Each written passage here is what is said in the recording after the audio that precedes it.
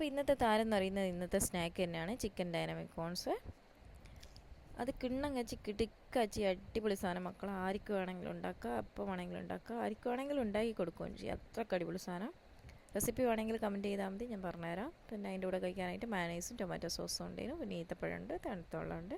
ഫ്രൂട്ടിനായിട്ട് ബത്തയ്ക്കും പച്ചമുന്തിരിയിനുള്ള, പിന്നെ ജ്യൂസ്, ചിക്കു ഷേക്കിയറും. അപ്പോൾ അതെല്ലാം കൂട്ടി തിന്നതിന് ശേഷം ഒരു ഗ്ലാസ് ചിക്കു ഷേക്കും കുടിച്ച് കുറച്ച് ഐസ്ക്രീം ഇട്ടിട്ട് ഒന്നൊരു വലിയ ബോക്സ് വാനില ഐസ്ക്രീം വാങ്ങിനേന്. അപ്പോൾ എല്ലാ ഷേക്കിൻ്റെ കൂടെ അത് കൂട്ടി കഴിക്കലാണ് ഇപ്പോഴത്തെ. പിന്നെ നമുക്കിന്ന് നാസ്തക്കായിട്ട് ബിരിയാണിയിനുള്ള ചെമ്മീൻ ബിരിയാണി, കൊഞ്ചം ബിരിയാണി.